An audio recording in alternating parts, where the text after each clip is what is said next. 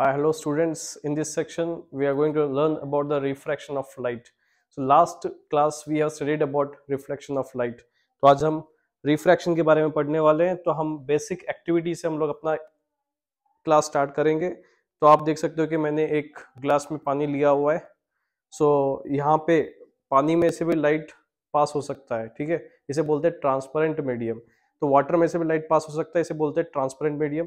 तो कोई भी मीडियम जिसमें से लाइट पास हो सकता है उसे बोलेंगे ट्रांसपेरेंट मीडियम. तो वाटर में से भी लाइट पास हो सकता है. ठीक है, मैंने क्या कर दिया, ठीक है, मैंने एक स्ट्रॉ लिया है एंड इसे रख दिया है. तो अभी आप देख सकते हो कि ये जो सरफेस होता है स्ट्रॉ का, ठीक है, ये जो इंक्लिनेशन है स्ट्रॉ का, तो ऐसे लगता है जैसे कि स्ट्रॉ कटा हुआ है, लेकिन एक्चुअल में कटा हुआ नहीं है, ये तो फुल है. ठीक है, हमने इसे पानी में डाल दिया. तो ये ऐसे क्यों दिखाई दे रहा है कि अंदर वाला स्ट्रॉ हमको थोड़ा बहुत लार्जर दिखाई दे रहा है कंपेयर टू द बाहर वाला स्ट्रॉ.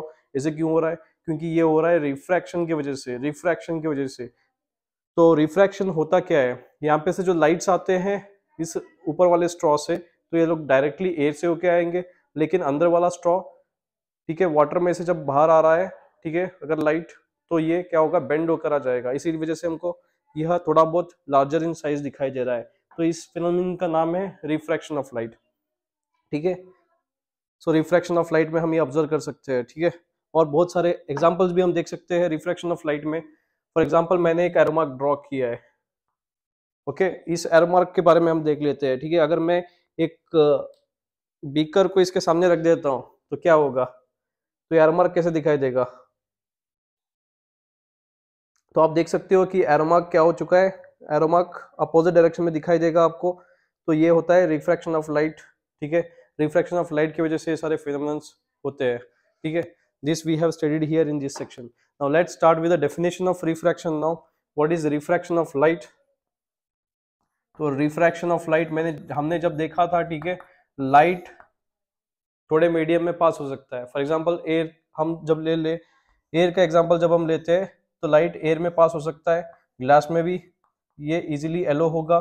ठीक है, और वैक्यूम के अंदर भी एलो होगा, वाटर के अंदर भी एलो होगा. तो ये सारे क्या होते हैं, ये सारे होते हैं मीडियम्स. एयर, ग्लास, वैक्यूम, ये सारे होते हैं मीडियम्स. इसे हम बोलते हैं मीडियम्स. ओके, सो मीडियम किस लिए मददगार होते हैं, ठीक है, लाइट को एलो करेंगे अपने से पास होने के लिए. इसे हम बोलते हैं ट्रांसपेरेंट मीडियम्स. कौन से मीडियम्स? ट्रांसपेरेंट. ट्रांसपेरेंट का मतलब होता है कि जो लाइट को एलो करे फ्लो होने के लिए, इसे बोलते हैं transparent medium. So air is a transparent medium, glass is a transparent medium, vacuum is also transparent medium for light, water is also transparent medium for light.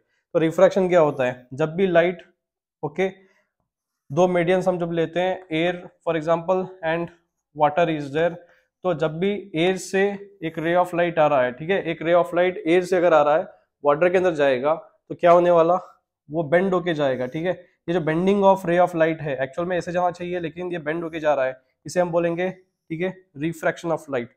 जो bending of rays of light हो रहा है तो उसे हम बोलते हैं refraction of light. ठीक है, कब बेंड हो सकता है, जब एक मीडियम से, एक ट्रांसपेरेंट मीडियम से दूसरे ट्रांसपेरेंट मीडियम में लाइट एंटर करेगा तब बेंड होगा. ठीक है, अगर हम एक नॉर्मल ड्रॉ कर लेते हैं तो हम देख सकते हैं कि ये बेंड हो रहा है टुवर्ड्स द नॉर्मल. ठीक है, नॉर्मल की तरफ. ये जो लाइन को बोलते हैं परपेंडिकुलर, जो हम ड्रॉ करें से नॉर्मल बोला जाता है. तो ये जो रिफ्रैक्टेड रे है, यहाँ पे इंसिडेंट रे इसे कहते हैं, रिफ्रैक्टेड रे क्या होगा, टुवर्ड्स नॉर्मल बेंड हो जाएगा. इसे हम बोलते हैं रिफ्रैक्शन ऑफ लाइट. तो जब भी एयर से वाटर की तरफ जाए, एयर को हम बोलेंगे रेयर मीडियम. क्या बुलाते हैं, रेयर मीडियम. और वाटर को हम बुलाते हैं, ठीक है, डेंसर मीडियम. डेंसर मीडियम मतलब वेलोसिटी ऑफ लाइट एयर में बहुत ज्यादा होता है क्योंकि ऑप्टिकल डेंसिटी ज्यादा होगा, पार्टिकल्स यहाँ पे बहुत कम होंगे. ठीक है, पार्टिकल यहाँ पे बहुत कम होंगे, तो इसको रेयर मीडियम बोला जाता है. जहां पे अगर पार्टिकल ज्यादा हो जाए, ठीक है, डेंसिटी ज्यादा हो, ठीक है, वो वाटर में पार्टिकल का डेंसिटी ज्यादा होगा, इसे हम ऑप्टिकल डेंसर मीडियम बोलते हैं. तो जब भी एयर से वाटर की तरफ अगर रे ऑफ लाइट पास हो रहा है तो वो क्या हो जाएगा, बेंड होके ट्रेवल करेगा. इसी को हम बोलते हैं रिफ्रैक्शन ऑफ लाइट. तो ये हमने देखा एयर से वाटर की तरफ क्या हो रहा है. अगर हम मान लेते हैं कि वाटर से अगर एयर की तरफ जा रहा हो तब क्या होगा. ठीक है, यहाँ पे बेंडिंग होना चाहिए, ये इंसिडेंट रे होता है. ठीक है, अब हम नॉर्मल ड्रॉ कर लेते हैं, अब ये बेंड होगा अवे फ्रॉम द नॉर्मल. तो ऐसे क्यों हो रहा है, यहाँ पे वेलोसिटी ऑफ लाइट एयर में बहुत ज्यादा होता है compare to the velocity of light in, ठीक है, वाटर. यहाँ पे वेलोसिटी यहाँ पे कम था लेकिन बाहर आते ही ज्यादा हो गए, इसीलिए इसने बेंडिंग दिखा दिया. ठीक है, ये bending of ray of light को हम बोलेंगे रिफ्रैक्शन प्रोसेस. दोनों केसेस में बेंडिंग हो रहा है, यहाँ पे रेयर मीडियम से डेंसर मीडियम की तरफ, यहाँ पे डेंसर मीडियम से रेयर मीडियम की तरफ। तो ये टूवर्ड्स नॉर्मल बोला गया है, ये अवे फ्रॉम द नॉर्मल बोला गया है, ठीक है। ये होता है रिफ्रैक्शन प्रोसेस, हमने रिफ्रैक्शन प्रोसेस को स्टडी कर लिया है, ठीक है। अब हम बोलते हैं यहाँ पे ये हमारा इंटरफेस हो चुका है। इंटरफेस मतलब दो मीडियम को अगर मैं सेपरेट करना चाहता हूँ, दो मीडियम को सेपरेट करने के लिए एक बाउंड्री होता है, इस बाउंड्री को हम बोलेंगे इंटरफेस, ठीक है। ये हो गया एयर एंड वाटर, इनका जो सेपरेशन बाउंड्री होता है उसे हम इंटरफेस बुलाते हैं। जो रे ऑफ लाइट फॉल होगा इस इंटरफेस पे उसे हम बोलते हैं इंसिडेंट रे। आफ्टर रिफ्रैक्शन के बाद वो बेंड होकर आगे बढ़ता है, ठीक है। ये हो गया रिफ्रैक्शन के बारे में। तो हमने पूरा स्टडी कर लिया refraction process. So we will study about okay what do you mean by refractive index and laws. Okay, laws of refraction बोल के होते हैं।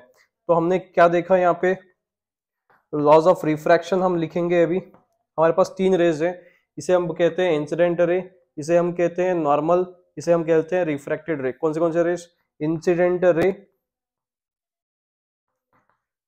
ठीक है, रिफ्रैक्टेड रे एंड नॉर्मल।